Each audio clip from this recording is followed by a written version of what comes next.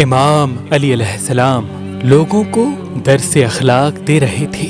دیکھا ایک شخص کو پرانے کپڑے پہنے ہوئے تھے اور وہ پرانے کپڑوں کو دیکھ کے اس کو چھپا رہا تھا۔ بس امام علی علیہ السلام نے جیسے ہی دیکھا، آپ تمام لوگوں سے مخاطب ہو کے فرمانے لگے، اے لوگو، میں نے اللہ کے رسول سے سنا کہ 3 چیزوں کو لے کر کبھی نہ شرمانا۔ پہلا، جب تمہارے جسم پہ پرانے کپڑے ہوں تو اس کو لے کر کبھی پشیمان نہ ہونا، کبھی نہ شرمانا، کیونکہ پرانے کپڑے انبیاء اور اولیاء کی نشانی ہیں۔ پرانے کپڑے انسان میں تکبر کو ختم کرتے ہیں اور انسان کی روح کو طاقتور بناتے ہیں۔